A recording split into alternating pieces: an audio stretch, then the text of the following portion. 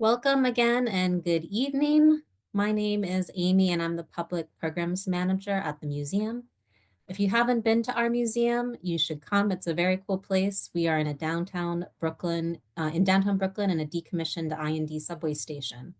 It's also where you can currently see the exhibit Shining a Light on the Subway Sun, the art of Fred G. Cooper and Amelia Opdyke Jones, which we'll be learning about today.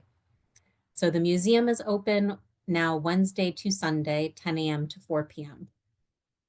I also want to tell you about a couple upcoming programs that we have. In 2 weeks, Thursday, March 20th, we have a Sketch and Sip event at the museum with artist Sarah Nisbet.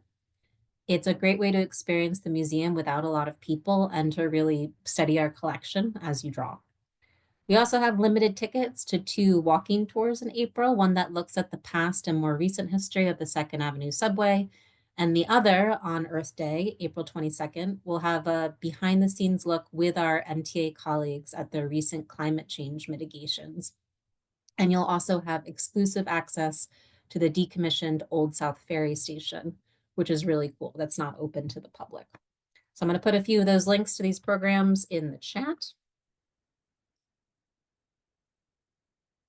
For today's program, if you would like to use captions, you can click captions or the 3 dots at the bottom of your screen and then click show captions.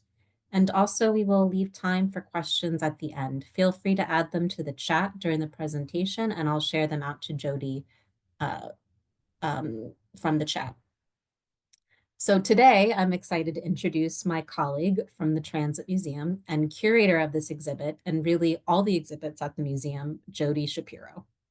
A lifelong New Yorker, Jodi Shapiro started working at the New York Transit Museum Archive in May of 2014, became associate curator in 2016, and was named curator in June 2021. She's curated shows about the transit history of the Bronx, New York's transit system as portrayed in comics, and more recently, The Subway Is, ... an exhibit about how the New York we live in today was shaped by a subway that opened 120 years ago. She can frequently be seen giving gallery talks, showing people some of the treasures in the museum's collection, or riding one of our vintage trains. Before she joined the museum, Jodi had many jobs: data wrangler, record label stooge, graphic designer, investigative journalist. The most significant of these was working as an archivist for several artists' estates, including a number of world-renowned photographers. She holds a master's in library science with a concentration in archival processing and description, has way too many cameras, and fears her enormous LP record collection will be the death of her someday. So now I'll hand it over to Jodi.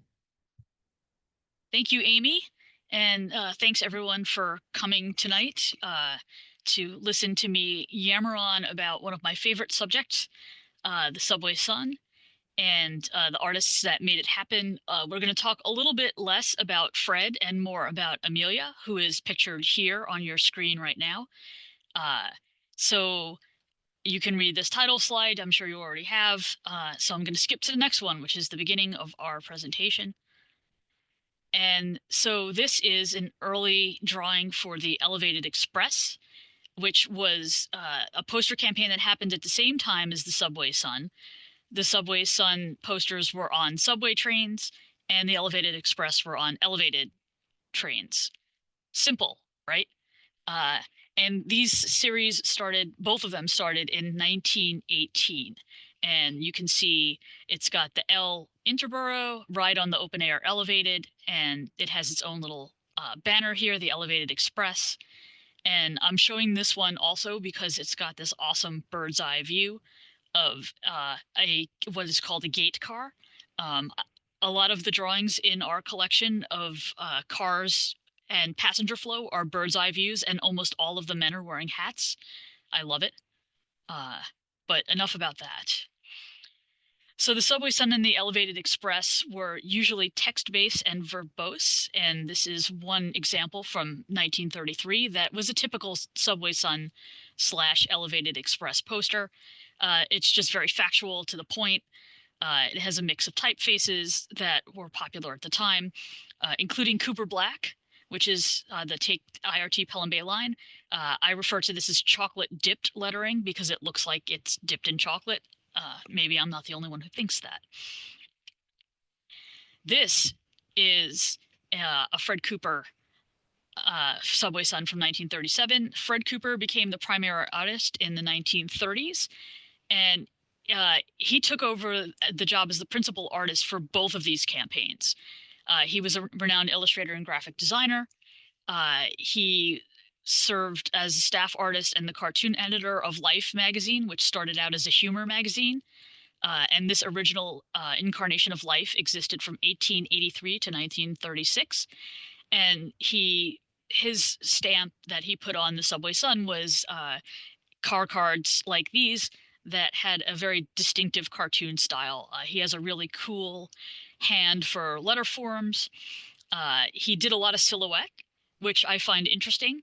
And this is his little signature up here, the bird with the question mark over its head. Um, for those of you who don't know, artists often sign their work with their name, like Fred Cooper did down in the lower right-hand corner of this poster. But they also sometimes put things in their drawings that are another kind of signature. And this bird between the E and the R in Interborough with the question mark, that was Fred's signature. And we've got lots of examples of that in this exhibit. So both of these series were continued by the city after it purchased the IRT in 1940 in something called unification. And this is the city also took over the BMT and the IND, which was its own system. They all unified all three into one, and it's under the Board of Transportation. So you see that the masthead changes a little bit, Board of Transportation. And then they decided to stop doing the Subway Sun because of the war, budgetary constraints. And in 1946, it comes back. This one on the screen is from 1946, and it's one of the last of the text-heavy Subway Suns. And these became much, much scarcer after Amelia Opdyke Jones became the creative force. Speaking of Amelia, here she is again, the same photo that we saw at the top of the presentation. She was asked by Cooper to take over for him because he was too busy to continue doing the Subway Sun. The Board of Transportation asked him, and he said, "Why don't you have my colleague and mentee Amelia do this?" She had already helped Fred a lot when he was in charge by doing artistic touch-ups and lettering on his Subway Sun Elevated Express posters. So she was a natural fit, and they were just really good friends at this point. And she crafted this campaign until the 1960s. And I say crafted because she not only came up with the content of the posters, she also did the fantastic illustrations that were contained therein. This is a drawing of Amelia in her victory garden, drawn by Fred Cooper. It's strictly amateur, and this was a frontispiece for a report that Amelia's daughter did on her mother for a school project. Cooper and Jones had a very, very long professional relationship, which started when she was in her late teens. But first, I'm going to tell you a little bit about her. She was born Amelia Ross Opdyke. She was a descendant of New York's Civil War era Mayor George Opdyke, and she began drawing at a really early age because she was housebound from asthma a lot of the time. So she entertained herself by sketching. She went to high school in Orange, New Jersey. She studied at the Art Students League, and then she entered the New York workforce as a commercial artist in 1930, around about 1930. She did some fashion illustration. She didn't really like it very much. And then she started bringing cartoon spot illustrations to Fred Cooper when he was at Life. And he recognized her talents pretty much immediately. He purchased her work and published it in Life in the 1930s and became her mentor as a cartoonist and a commercial artist. In this report, Strictly Amateur, there is a quote from Amelia saying that she went to visit Fred to sell him artwork so many times, and he refused. And he eventually said to her, "I either have to buy some of your artwork or I'm going to have to marry you. And I'm already married, so I guess I'll buy your artwork." And Amelia seemed to have a sense of humor about that, and that was the beginning of their relationship. So uh, this was not Amelia's first gig. She used to sign her work Opdyke, and this is an early example of what she did before she started working with Fred. A cartoon called The Young Idea. It ran from 1932 to 1935. It was syndicated. And if it looks a little familiar to you, it's because Peanuts, which showed up a couple of years later, sort of followed the same formula. And here's some more examples of The Young Idea. I have some comic scholar friends who are on both sides of the debate as to whether Charles Schulz stole her idea or not. Um, Sparky is no longer alive for us to ask him, and even if we did, I'm sure he would claim that he had never seen this work, but it's entirely possible that he did.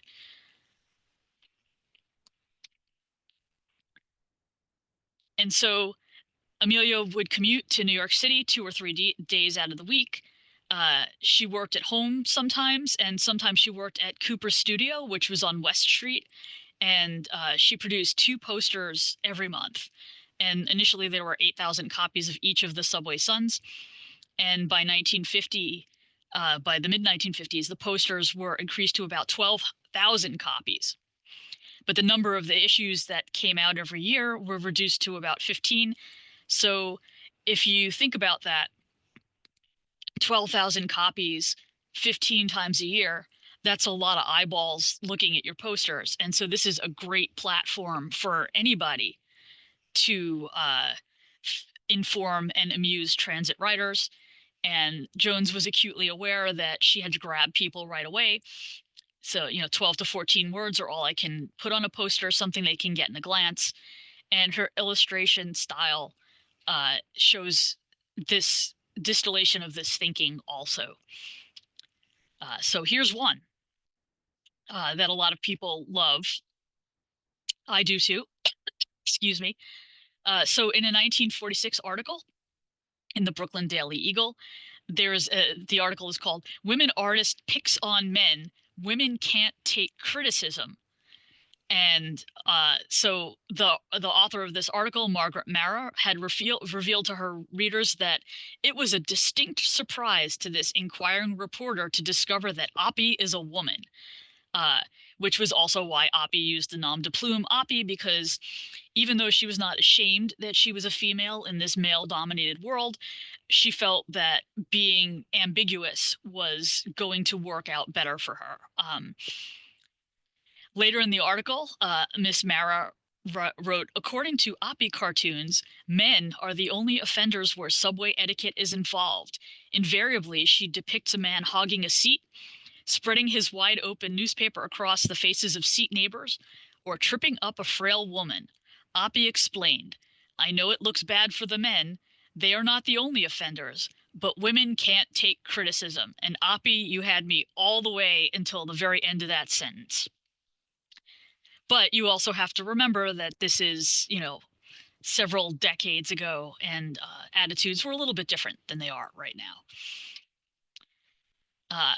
Thrown in without cost to patrons who pay their dimes for a ride in New York subways is an exhibition of art.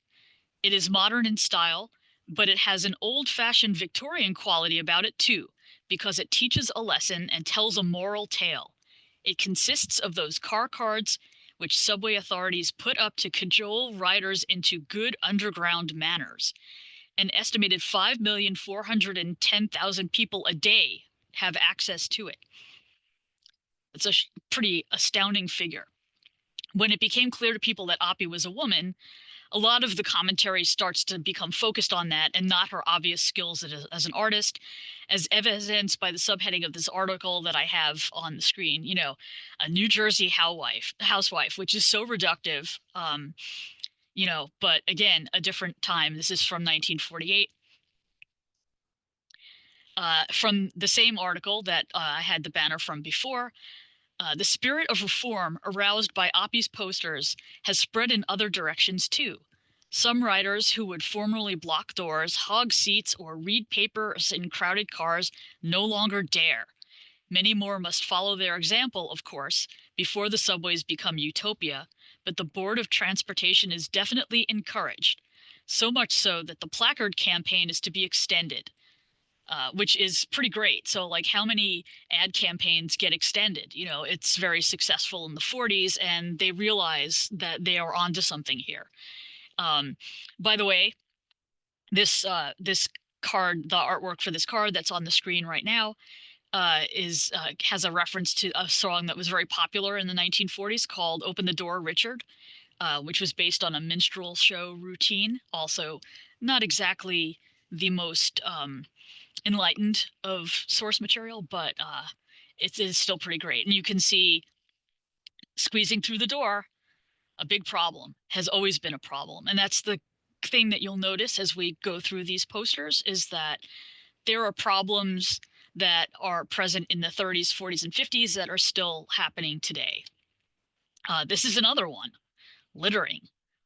So from that same article in the New York Times, a tract for trash tossers bore the legend, "Nobody loves a litter bug," and introduced that pudgy little master of subway faux pas who is supposed to typify the untidy passenger. That must be this guy here. The public laughed at him, but would they find a moral in Ms. Jones's art? Recently, the Board of Transportation looked back on the results of its poster campaign. In previous years, transit police gave summonses to 10,000 passengers a month for violations of the sanitary code. Now the culprits only number 8,000. So this has got to be a great vindication, not just for Amelia, but for the people that she reports to at the Board of Transportation making these posters, is that she's having a real effect on commuters. You know, the difference between 8,000 and 10,000 people doesn't really seem like a lot, but if you have 2,000 less people throwing stuff on the floor of the subway car or on the platforms, that adds up quite a bit. Litterbug is also a term that Amelia is credited with coining, and also this one, the gumbug. And litterbug is still in use today, but gumbug did not stick in our linguistic memory. And I'm going to talk a little bit more about this poster because I love it. It is one of my favorites just because it really shows Amelia's skill and mastery of her craft. And you can see it in this close-up of our friend, the gumbug. So with 5 lines, this is 1, this is 2, this is 3, this is 4, and this is 5. With 5 lines, Jones is capturing disdain, anger, and disgust in this guy's face. And she referred to this technique as the completely anonymous face, which shows emotion but doesn't insult the viewer. It's lighthearted enough to amuse people, but not so ha-ha funny that it dilutes the seriousness of the message, which is not to pollute or to litter or to spit or to not sit in seats that you can't fit. Um, so, of course, I had to include this poster in our exhibit. And if you can see, there's our little friend, the gumbug, in the lower left. I just love that guy. You know, if I feel like I should get a tattoo of him somewhere. So this is an exhibit view of the subway, shining a light on the subway sun. And here's another. And these 2 lovely people are Amelia Opdyke Jones's great granddaughter Shannon and her granddaughter Elizabeth. And I'm so happy that I got to meet them and to tell them how much I love Amelia's work, because it's great. How could you not love a poster like this? So one of the things that our exhibit highlights is a process that goes into making any kind of poster, but specifically the Subway Sun posters. So this is one of Oppy's finished pieces of art, and it's camera ready, which means that it's the artwork that the printing plates for the poster are going to be made from. You can see on the bottom that there are some pencil annotations. There's the date here. You've got her instructions on what color to print the color plate in, with that little swatch of red. And you can see that she's also applied a texture in the hats and in the suit coats.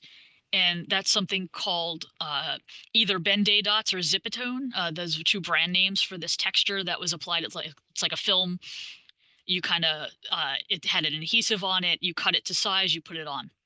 Uh, and you can see it's a message that we are all familiar with. Trains can't wait because you're late. Somebody's squeezing through the doors and getting hurt. He's seeing stars, and lots of angry people looking along because he is delaying their commute.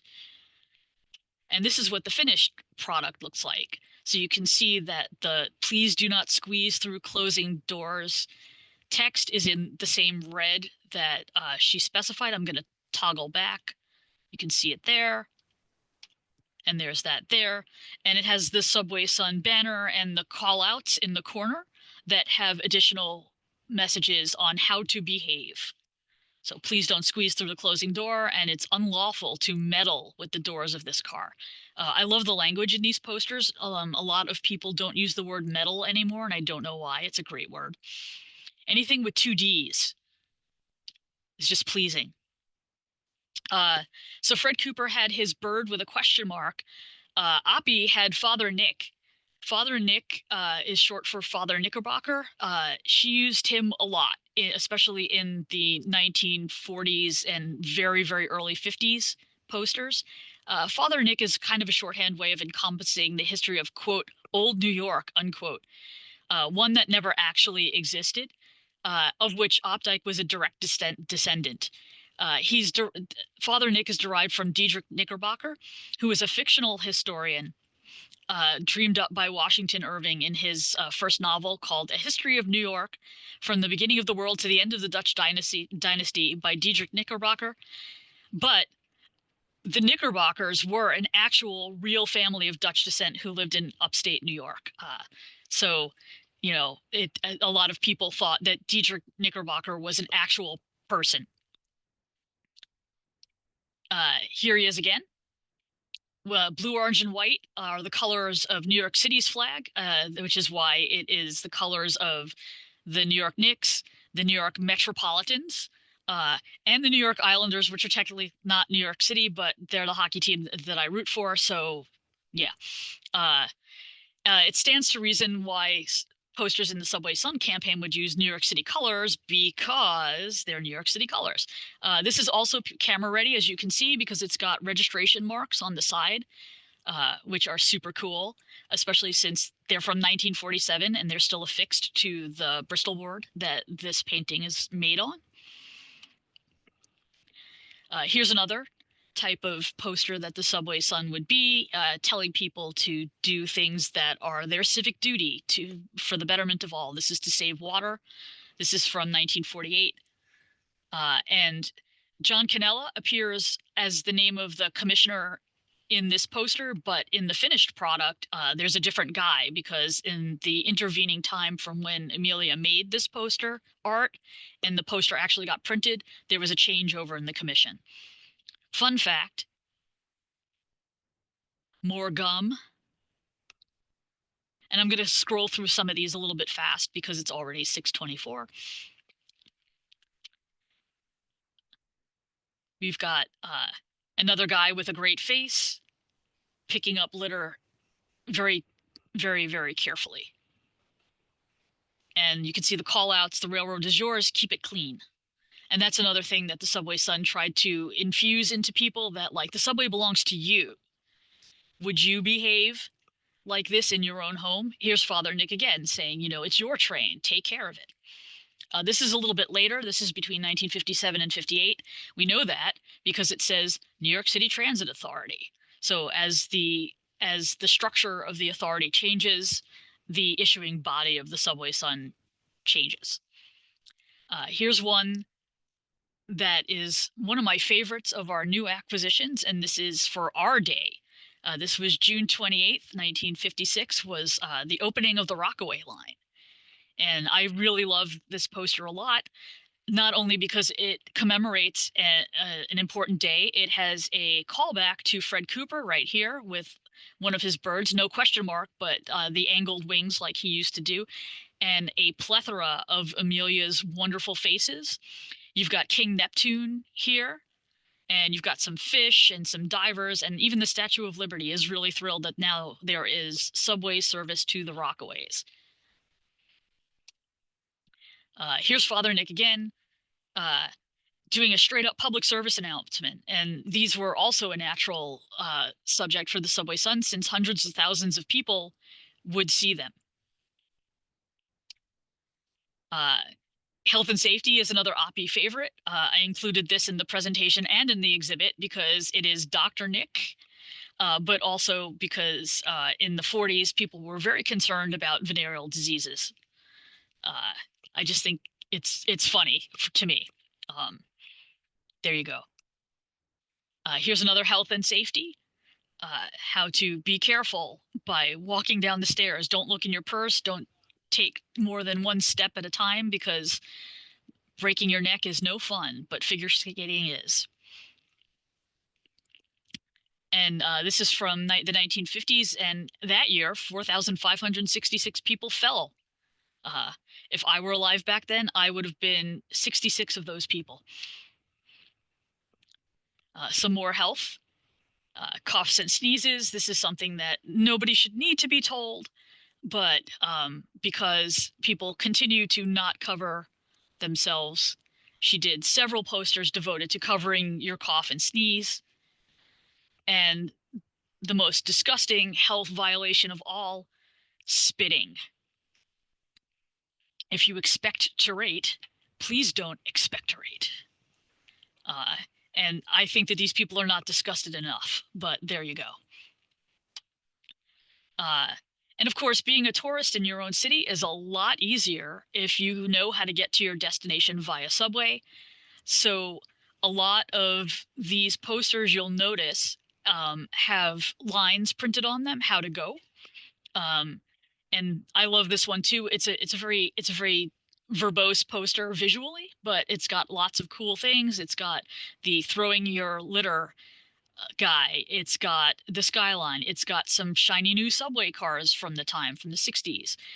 It's telling you the dates of parades, and that was how we actually dated this poster, because in 1961 was the only year in the 60s, 50s and 60s, where Labor Day parade fell on September 14th and the Columbus Day parade was October 12th.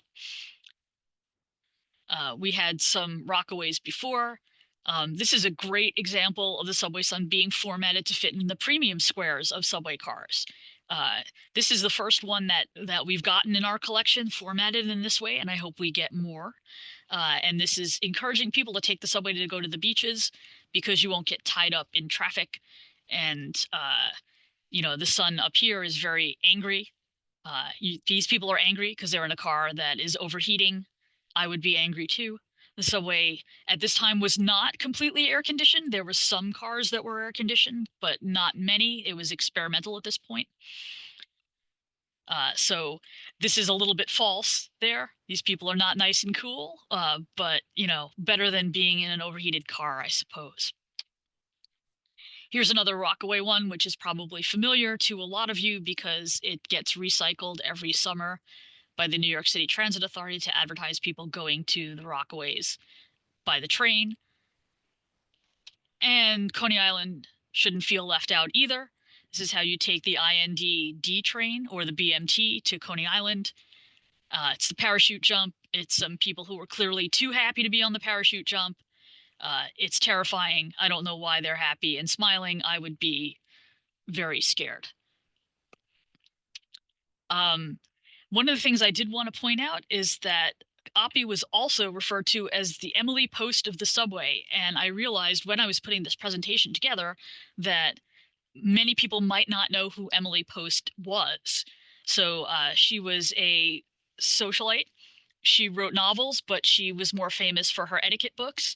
And the Emily Post society is still around, or the Emily Post organization. Like they're around. Her heirs and children's children, her grandchildren, are still giving etiquette advice. One of the reasons why Emily Post was so popular is because it was aimed at anybody, regardless of social class, just like Oppy's subway sermons.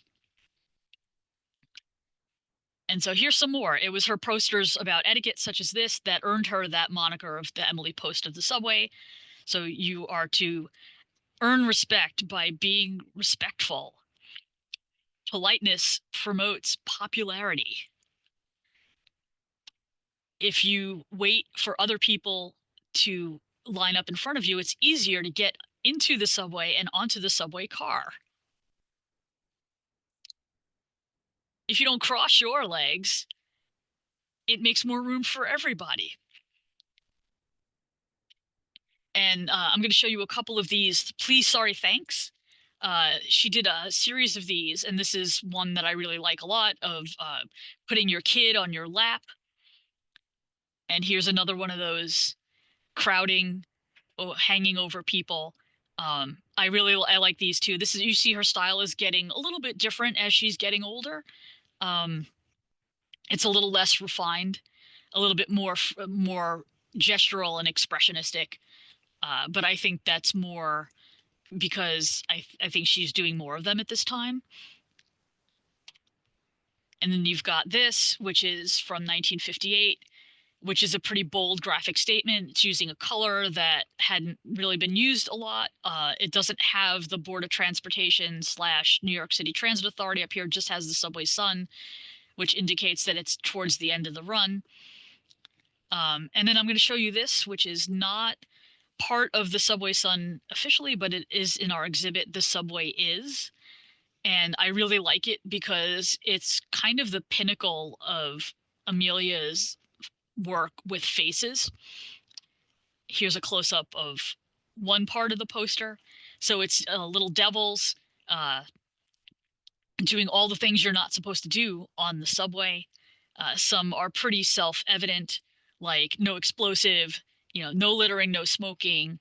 But then there is this, which is no carrying on, no blocking, and my favorite, which is no shenanigans. This I love this no shenanigans devil. Um, no changing clothes. I guess that was maybe a big problem in the 60s. No scrounging, no trespassing. So you can see here, like she's just having fun. And then this is the last one that I'm going to show you today, even though this is just but a fraction of our holdings of Amelia's work. But this is a Subway Sun that was done in 1979 for nostalgia specials. And it says, "See Subway Museum." And that's us, the New York Transit Museum. So I got the story from one of the people who donated some of the original artwork for the Fred Cooper posters, told me how Amelia came to do this poster for us / for the nostalgia rides. And basically, one of the founding fathers of the New York Transit Museum was a guy named Don Harold.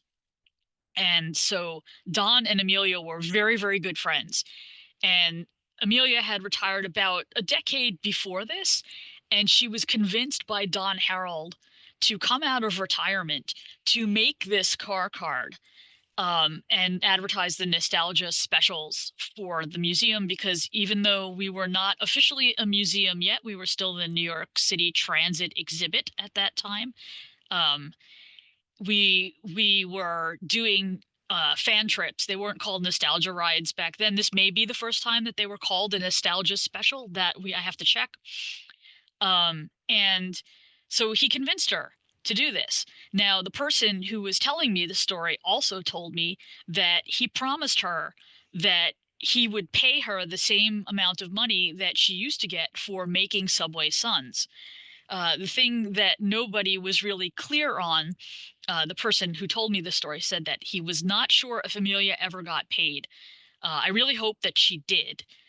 This is also wonderful, and we have the concept drawings for this section of the poster in our collection of materials that was given to us by Amelia's daughter. And here's these great faces, so you can see in 1979 she hasn't lost her touch at all. And yeah, so look at the nostalgia rides that we used to do, to the Cloisters or Van Cortlandt Park. the Coney Island Aquarium, the Rockaway, and so that's super cool. Weekends June through November, which is pretty much similar to the schedule that we have now when we do nostalgia rides. And so, yeah, that's a nice capper for the end of this presentation, which I am now going to shut up and take your questions. Thank you, Jody. I love that last image. We should use that. And just in case, I agree. yeah. And I'm We have think to change the phone number though, because that's been out of date for that's almost 50 years. I mean, I kind of have a feeling that a lot of people joining are probably diehard Transit Museum fans, but if you're not, we do about like 5 to 7 nostalgia rides on our vintage fleet to different places throughout the city, and we usually announce them a couple of months before tickets go on sale, or before the ride for tickets, Yeah. for you to buy tickets. So anyway, that's really cool. And I want to use that. Anyway, so we Yeah. have a lot of questions. I have some myself. I was thinking, I mean, I've been so immersed in New York City transit history, not so much other cities. How common is it for any kind of transit, even maybe other forms of New York City transit, to have courtesy campaigns, or is the New York City subway unique? New York City subway is not unique with courtesy campaigns. In fact, the museum did an exhibit back when I first joined the staff here. It was like in 2015 or 16, maybe. That was about subway etiquette um, in different languages. And so courtesy, it's kind of like as soon as there were wheeled conveyances introduced to the human race, people were behaving badly on them. So and they all behave badly in the same ways. They litter, they spit, they take up space that they shouldn't take up. So lots of cities have and have had historically courtesy campaigns. But when I was talking to somebody today, I started to think, I wonder how many of them, especially this early on, because the Subway Sun campaign started, in earnest in the 30s, even though it was around before then, it was mostly just factual. But the illustrators kind of filtered in and through the 30s, and then Fred took over. I wonder how many of them started out humorous that early on in their inception. And so that's something I'm going to have to dive into and do a little bit of research on, because um, I would love to think that New York was the only humorous one for a very long time because of the New York attitude. But humor is also a universal way of getting people to do things. Mhm. So I would not be surprised if I saw like London transport stuff from the 30s that was also humorous. I haven't had a lot of experience looking at all of that stuff. I mean, we often talk about in our tours and whatnot about the City Beautiful movement, about making Yeah. things prettier so people behave themselves. But I wonder how bad it had to get for them to be like, we need a dedicated campaign to I do don't these think it was class. ever like super bad. I think it was just like um I think a lot of it came down to cost, because there are a fair amount of Subway Sun posters that show people like, we spent X amount of dollars last year cleaning up your trash. So I think a lot of it was an economic perspective too, where it's like, maybe we can convince people to stop throwing trash on the platform and we will save ourselves some staff labor, time, and money. Yeah, um that's smart. I mean, it makes sense, but I don't think they thought it would be so effective as a campaign, to reduce the amount of tickets in 1 year, 2,000 summonses. That's a lot of people. Yeah, for real. So I will get to people's questions in a second. We have plenty of time, but I know you can't really see the chat, right? Because I'm going to read you something that Liz just posted. She said, just wonderful presentation. The Jones family is deeply grateful for the amazing presentation on my grandmother's artwork. Thank you for the dedication to preserving her legacy and sharing it with future generations. Your passion for her art and for sharing it means so much to our family. Oh, that's so awesome. Thank you. I hope you weren't upset that I used a photo of you in the presentation. but uh Dude, but I bet. yeah, I mean, this is, since I've been at the New York Transit Museum, the first time I saw these materials was back in 2014, and I was just like, do you guys do stuff with this? Has this been in a lot of exhibits? Like, why are we not telling people how much of this stuff we have and how awesome it is? And So I can't take all the credit for bringing it to light, but I think I was passionate enough about it to get other people to like come along for the ride, so to speak, and be like, yeah, I think we should use this stuff more. And I try to use some of the Oppy Subway Sons in pretty much every exhibit that I develop, because there are so many of them to choose from that are great. So I appreciate your appreciation. Thank you for being so kind. Okay, so now I'll get to questions. They're a little scattered in terms of theme, but early on you mentioned a transit magazine and someone mentioned Oh interest in yeah, it. Do you know anything else I about will it? I will scroll back. So avert your eyes if you can't handle, because I can't figure out how to go to the beginning of the slideshow. Fine. Because I without doing that. Uh, so Transit Magazine was one of the many house organs that the New York City Transit Authority slash Board of Transportation slash individual transit companies used to do. I am not quite sure off the top of my head what its circa years were, but it's most prevalent in the late 40s to the mid 50s.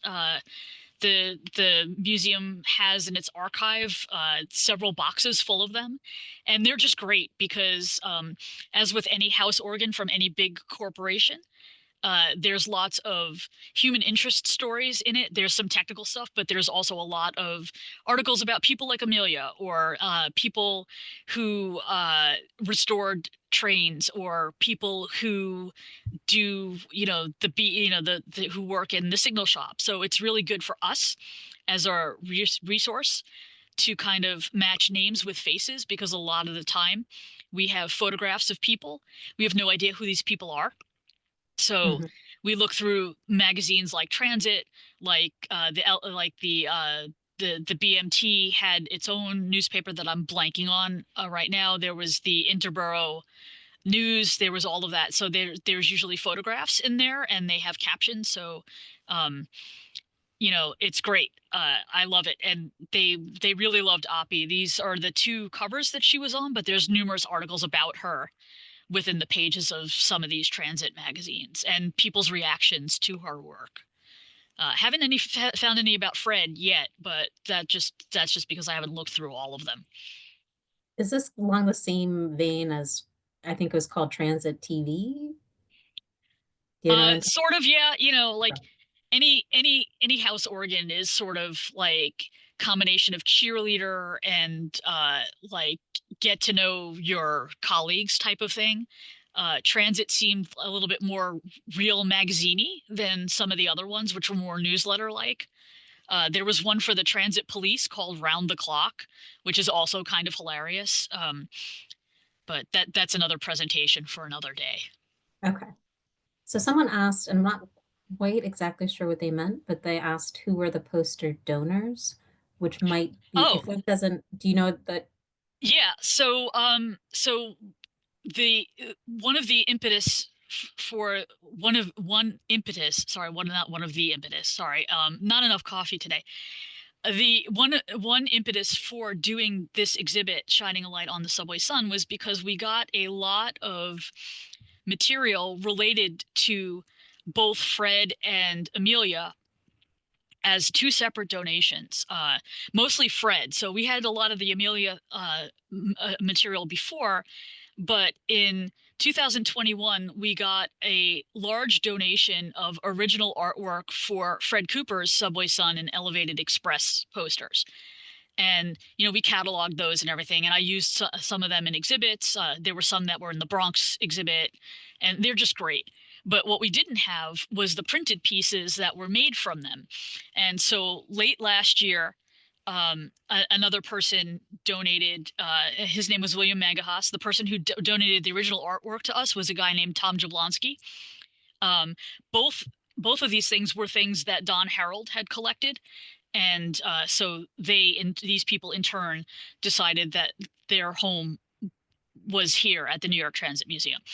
So the 2024 donation had a lot of Subway Sun posters that were done by Fred, the finished pieces, which and of which we had about, I would say there's about a dozen or 20 original artworks that we had that we now have the finished printed pieces that correspond with them. So that made it doing an exhibit about the subway sun even more apparent, that we can show people the process, not just with Amelia's, because we had her original paintings for a lot of the cards and a lot of the finished cards. We could do it with both her and Fred and talk about their relationship and how he nurtured her as an artist and how they remained friends, for the remainder of their lives, which was pretty astounding. I don't know how many people among us today, listening to this presentation, have friendships that have lasted, 40, 50 years. It's a pretty rare thing. And so, to celebrate both of them with this exhibit was something that it was my privilege to do. That's incredible. Yeah.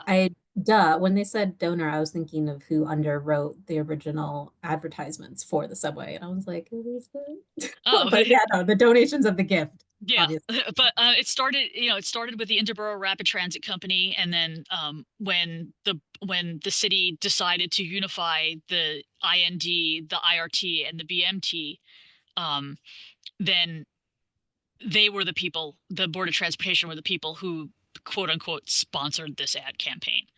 Got it. Okay, so in her original work, what were her materials? Paint and brushes, pen and ink?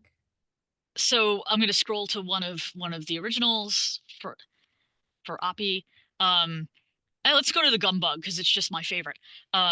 So these originals that are on Bristol board that were used for the camera ready art are gouache on Bristol board. Gouache is an opaque watercolor, so it's easy to use like a watercolor. It's a little bit thicker than a watercolor, but it's opaque, so you don't have to build up a lot of washes of color to get the tone that you want, which is useful if you're making camera ready art. But you can see, and especially in this detail here, you can see the brush strokes. You can also see in this that there's very little guidelines here. And there's a lot of these Oppy Bristol boards where you look at them, and she did a lot of this freehand. And that's kind of mind blowing to me as someone who is not an artist really, but an art appreciator, to see her fluidity of line and how gestural her lines are, and how she doesn't really need a guideline for it. Um, it's Yeah, it looks something like that a it's something that's really stencil. present in I know Amy is a scholar of Keith Haring, and that is something that Keith Haring also was able to do very well as well. That his lines were just gestural, and what he wanted, he didn't have to alter them very much. um that's the sign of somebody who really knows what their materials are and how they work and how to make them work within their limitations. Yeah, that's incredible. It looks like it's a print or a stencil. Yeah. Like a Banksy or something. Okay. So someone asked, why did the older cards have the words, please keep hands off the doors, and they don't anymore? Oh, you mean the call outs? Uh, they cycled them through. Really early ones, in Fred Cooper's time had, ours is the safest railroad in the world. Our men know our jobs. And Amelia carried those over in the early part of her tenure at the Subway Sun, and then they just started changing. Um, it it it's not they're not arbitrary. They're usually themed to what the actual image on the poster is, or they're talking about some holiday that's happening in that month. But there's a lot more variety in Amelia's, and I'm not really sure why. That's another thing that, you know just because an exhibit is on the wall does not mean that the research into the subject doesn't continue. So I'm always looking for more insight into this campaign in particular, and why certain things were chosen. I think And the there call outs are something that I just haven't found that much information about. I think there must have been an image of a train with the sign actually written on the doors. That's what the person meant from Hmm. the question. Let's scroll Which I back. think it's like, from my guess is that it would be similar to don't touch the doors on NYC buses, probably Yeah. because they don't want you to mess with them. Yeah, people don't want yeah, I mean, touching the doors, they're heavy, they hurt. as someone who's gotten my hand caught in the doors more times than I want to admit. It's pretty Yeah. painful. Uh, Yeah, we'd but have don't lean on the door now, which is like if you're yeah. on an express and it opens on the side you're on, then you're just kind of screwed. So good. So yeah, so there's signs that kind of Yeah. say don't lean on the door. That's similar, maybe. Hope that answered your question. If not, let me know. Um, so was there, so someone asked, so for, I feel like a lot of these campaigns were reactive, so probably yes, but was there a lot of sabotage, messing up, wrecking on the subways that led to that no sign, do you Well, think? that no poster was in the 60s, and we know that because it's got that awesome TA logo. And that was just a time of social upheaval, and it was also unfortunately the beginning of the decline of the subway system and New York in general, because that was the very beginning of fiscal crises starting to unfold, not just here in New York but worldwide. And Mhm. people kind of take out their frustrations in different ways. So I think it was kind of a humorous way to remind people that that was their subway, so treat it the way that you would treat your own home. um that's also that's another poster that I would love to find some kind of memo about, like if she got a directive from New York City Transit Authority to do something like that, because it's not a subway sun, but it's something that was posted in subway stations, and there's a car card version to go into subway cars. Um, it's just it's unclear. It's Okay. unclear, like how much how much she was told in the later years, like what the subjects could be. It was a collaborative effort. She worked with people in the Transit Authority and the Board of Transportation. Like they talked about topics that they would like her to cover, and she was like, okay, and then she would whip up ideas and show them to them. So there was like an editorial review, but she pretty much got carte blanche to do whatever she wanted, which was a pretty groovy position to be in. Yeah. I mean, and people have been sending in complaints Yeah. about the subway since it started, so I'm Yeah, guessing, since the day after it opened. yeah. So someone asked, is the exhibit going to move to anywhere else, maybe Poster House? No, but Poster House is having their own Subway Sun exhibit that is opening, I believe, in late March or early April. Um, and their exhibit focuses on, they have Fred Cooper posters that they're using, uh, of which we have the original artwork for a couple of them, so that's just my low-key flex on them. I love the people at Poster House. They do a great job. um, they also asked me to read the script for the exhibit to make sure all the transit things in it were correct. So if you go see that exhibit and there's something wrong with the transit, don't blame them. Get mad at me because I vetted it and I made the mistake. I'm sure it's perfect. But yeah, we love the Poster House. We've done Yeah, programs with them and Jody. but So, and but it's the great. the I didn't know things that. that the things that they have are different than ours, and of course, I'm happy that they are posters, so I'm glad that Poster House has them. I am a little envious that they have ones that we don't have, but I hope that somewhere out there are people who have copies of those who would like to donate them to the museum, or especially this one that's in this photo, since we're on this photo. Um, and this, I've only seen this particular poster in this photo, and I would love for us to have this in our collection, um, because that's one of the things that wasn't really present in this presentation, because I focused on mostly the courtesy ones and the fun ones, but there are a fair amount of Subway Sun posters devoted to the work that TA employees do and continue to do and did back then, and to keep the system running and to keep it clean and to keep it safe. So that's an area of this particular body of work that I'm very interested in.